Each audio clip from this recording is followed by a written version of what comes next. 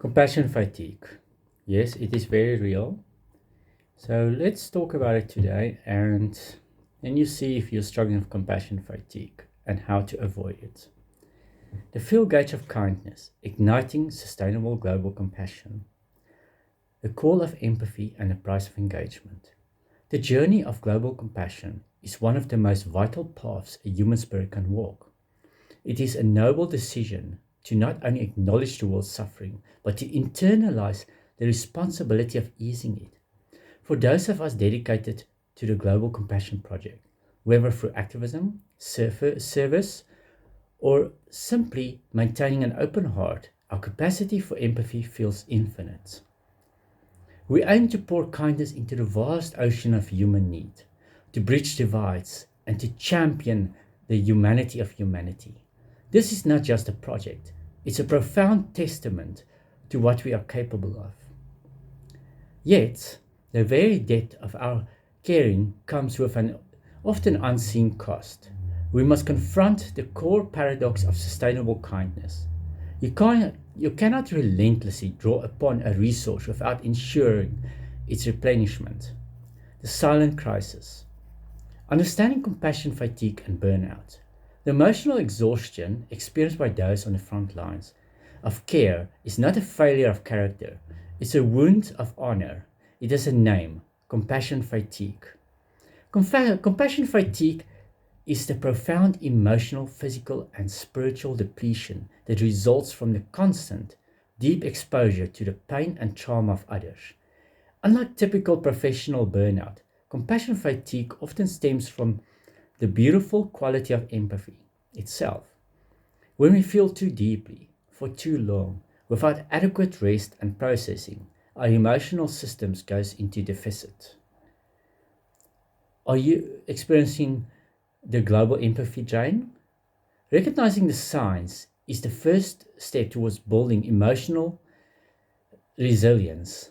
If you are looking for how to prevent compassion fatigue or manage the awareness of global empathy, look for these indicators. The loss of joy. The world-changing work that once fueled you now feels like a heavy burden. Deep apathy. You find yourself reading news about crisis and feel surprisingly little, a defense mechanism kicking in to protect you from the pain. Irritability and withdrawal. You pull away from loved ones or find yourself overly critical and impatient, diverting the pain outward or inward. Vicarious trauma. You carry the stories and burdens of others, experiencing emotional residue that isn't your own. Ignoring these symptoms is an act of sabotage to your long-term commitment. You are priceless, and you are a priceless resource. And sustainable giving requires radical self-stewardship. The revolutionary act why self-compassion is not selfish. For too long, the culture of altruism has championed the martyr myth. The belief that self-neglect is proof of devotion. We internalize the harsh judgment-laden narrative. If I'm tired, I must not be doing enough. We must shatter this myth. Self-care is not selfish. It is, in fact, the most responsible thing a global helper can do. Self-compassion is the revolutionary act of applying the same vast kindness you extend to a struggling world back toward a person doing the struggling, you. When you practice self-compassion, you are not diminishing your effort.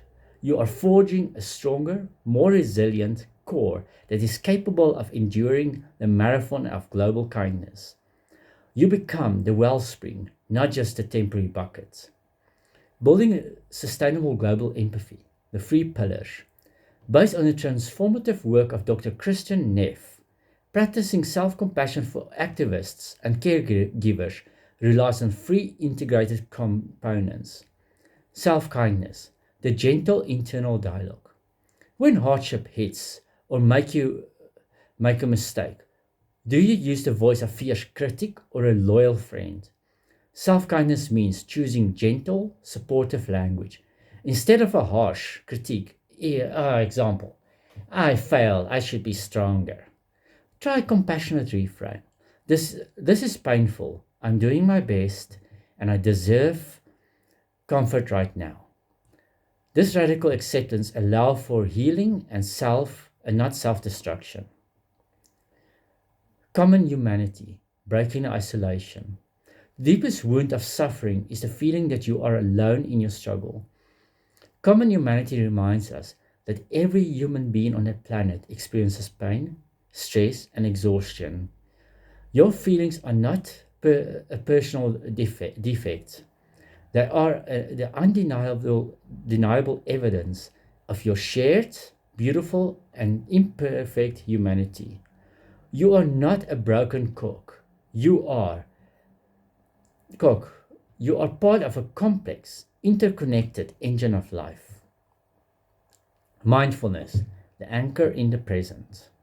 Mindfulness means holding your painful emotions in balanced awareness. It is practice. It is the practice of stepping back from the overwhelming wave of sadness or anxiety and observing it objectively. You acknowledge the feeling. I'm feeling overwhelmed by global events without becoming the feeling. This presence keeps you anchored in reality, preventing you from catastrophizing or sinking into despair.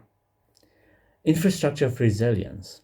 Practical tools for the compassionate heart. To truly embed sustainable kindness into your life, you need practical, scalable tools. These are the daily practices to keep your kindness fuel gauge from hitting empty. The power of the pause and of breath. In moments of high stress, before you react, pause. Use the 5 times 5 rule. Inhale for 5 seconds, hold for 5 seconds, and exhale for 5 seconds. I'm not going to try that because I'm struggling with my lungs. The simple act resets your nervous system. Ask yourself, what is my deepest need right now? Is it rest? Is it clarity? Disconnection? Honor that need. There's emotional resilience in action. Strategic, healthy boundary setting. Setting healthy boundaries is the art of defining what you will and will not take responsibility for. If you cannot say no to a new request, you're effectively saying no to the time and energy needed for your existing high priority work, including your own well-being. Boundaries are not barriers of love. They are the structure that protects love from depletion. Creating the sacred disconnection. In a hyper-connected world, we are constantly bombarded with alerts of suffering. Intentionally schedule periods of digital and informational fast. This is the antidote to vicarious trauma. Turn off the news, silence the notifications, and dedicate time to activities that generate joy and peace. Music, nature, movement, or quiet solitude. Sacred disconnection refines your focus and conserves your energy for the moments when you are truly able to help. Final call to the human spirit. Your dedication to the Global Compassion Project is vital. You are making a tangible difference piece by piece, heart by heart. But the world does not need you to sacrifice yourself to save it.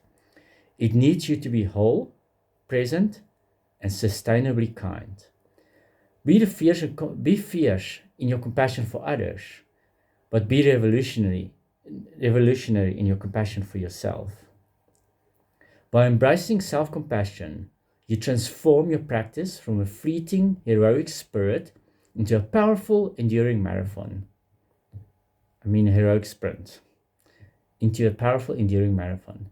Refuel your spirit, honor your limits, and remember that when you show up for yourself, you ultimately show up as a stronger, more effective agent for the change for all of humanity. So let's say it again. Refuel your spirit, honor your limits, And remember that when you show up for yourself, you ultimately show up as a stronger, more effective agent of change for all of humanity. Now, for those who want to empower themselves in the art world, I've written a 300-page manual.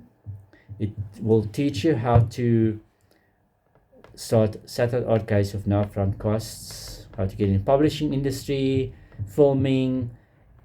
It will teach you how to do digital marketing, how to create yourself remote work for yourself that you can do from home, that you can do from your phone, from your laptop. I'm not selling this manual. It's not copyrighted. I've made it available on Internet Archive and on Academia for you to download for free, anonymously. You're welcome to use it. You're welcome to use anything in it. The manual is completely free. It's not copyrighted. Download it, distribute it to your friends. There's no catch. This is my gift to humanity. This is my gift to the world. It's my way of saying thank you to every human out there who's ever shown me kindness. And one day I will share my story. But for now, go and be kind to yourself. Because if you're not kind to yourself, nobody else will be.